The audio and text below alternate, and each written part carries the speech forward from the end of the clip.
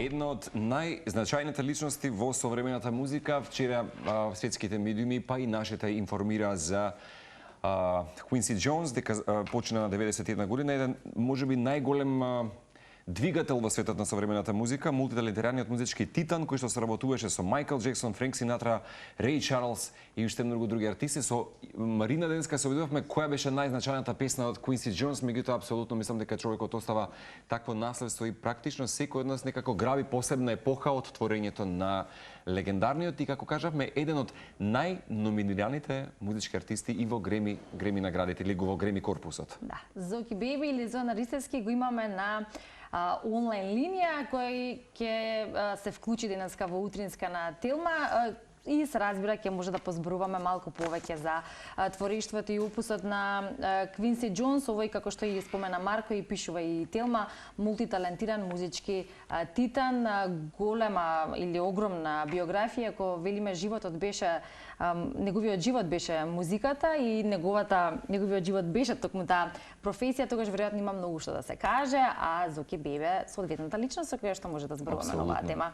Добро утро, Зоки. Бебо, добро утро целата екипа. На сите гледачи на телевизија Телма, во право сте кога кажувате дека вчера музиката изгуби значајна личност.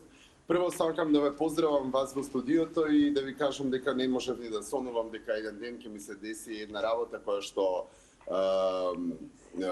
сум ја спомнувала, тоа е дека ноќе да ме разбудат во 3 саат за Квинси Джонс, ке знам да кажам се. Еве, не ме разбудивте во 3, но ме разбудивте во 8 саат, што е за мене една сосема поинаква ситуација за да се зборува на телевизија.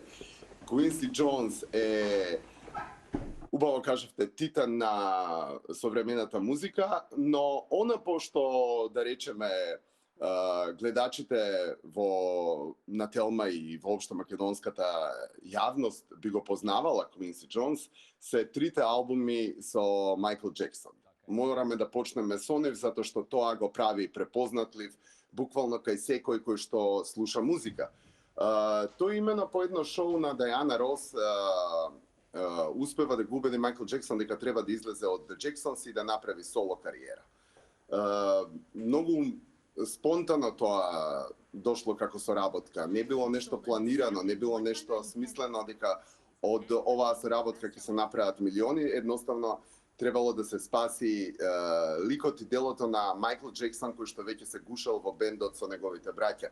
Off the Wall има голем успех и станува еден од најдобрите диско класици, но она што следно тие ќе го направат албумот Thriller, освен тоа што е најпознаван и најпродаван албум во историјата на музиката, на поп музиката, тој албум всушност го носи звукот на новото време, начинот на кој што е продуциран, инструментите кои се користени, особено продукцијските алатки, експериментите кои се прават на истиот албум создаваат звук кој што е неповторлив и кој што знаеме дека е албум кој што влегува во категоријата најдобри музички дела било кога направени. Следната соработка со Майкл Джексон е албумот Bad, кој што исто така има екстремен комерцијален успех и повторно е интересно копродуциран. Уште нешто што сакам да потенцирам за Квинси Джонс е тоа што тој потекнува од времето кога Америка е поделена на црна и бела Америка. Тој е активиста, тој има соработувано со Мартин Лутер Кинг.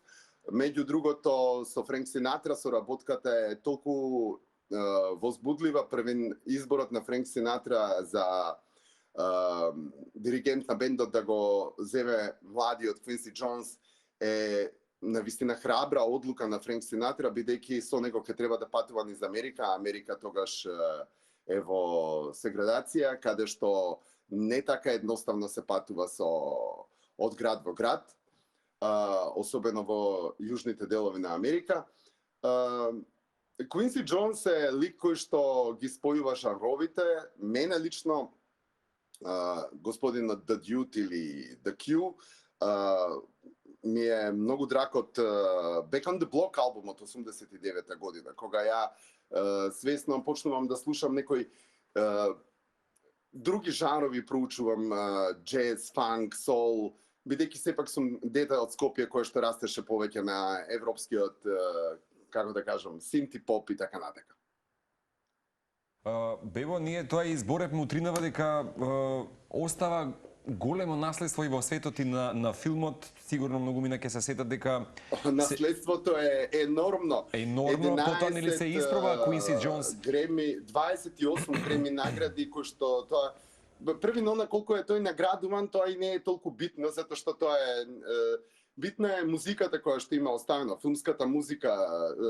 Основната идеја за Квинси Джонс е тоа дека тој сакал да биде човек кој ќе застане пред голем биг бенд оркестар, пред симфониски оркестар во студио и да работи како Енио Мориконе, да работи како Вангелис и останати продуценти и творачи создавачи на филмска музика. Но она што пред малку ти спомна, дека менува музиката повеќе пати е тоа затоа што продукцијата сама по себе ја има таа задача.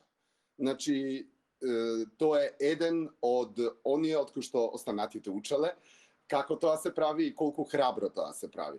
Квинси Джонс е еден модерен господин кој што доаѓајќи во Париз во 50-тите години, излегувајќи од Америка во тоа време, спознава еден сосема поинаков живот без расизам и буквално тие придобивки на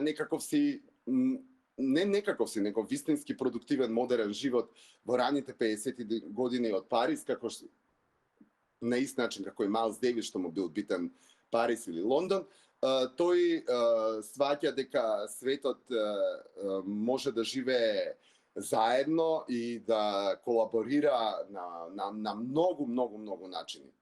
Точно тоа и тој го прави. Во својата работа има нетворкинг од најголема листа на најдобрите пејачи, инструменталисти, джез инструменталисти. Неговите албуми се фантастични и тие сите се буквално ремек дела. Тоа е она што можам јас утрово да ви го кажам за Квинси Джонс. Именно само да не забораваме дека вистина тој беше еден од оние музички артисти кои што се леснотија некако гравитираше на различни музички жанрови. Некаде конкретно би те прашал само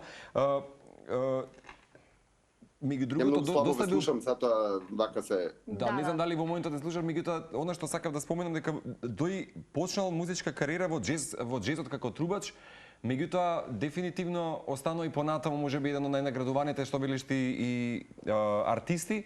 Само да прашам, дали ќе имаш прилика да ги поканиш сите наши скопјани македонци на некои од твоите забави? Дали имаш можеби план за да посетиш една вечер за маестралниот Квинси Джонс?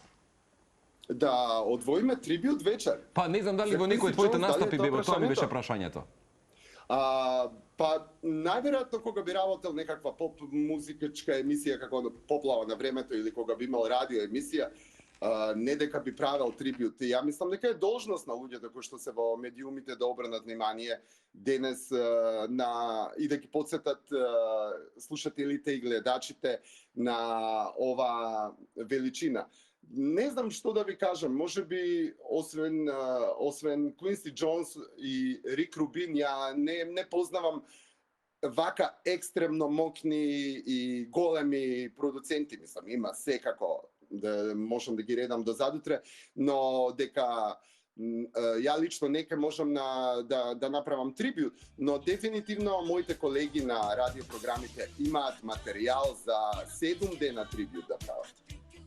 Зуки, многу ти благодариме што утро успеа да се вклучиш. Вчера кога телефонски се слушнавме, ја прифати нашата покана и за тоа сме ти благодарни со оглед на тоа што ете како што велиш, никогаш не си сонувал или помислил дека иако си бил спремен дури во сон да те разведат да зборуваш за Квинси Джонс, сепак еве тоа успеавме да го направиме во овие утрински часови заедно со тебе и се гледаме во следна прилика каде што ќе може да промовираме нешто што им посакувам убав ден на вашите гледачи и пријатно.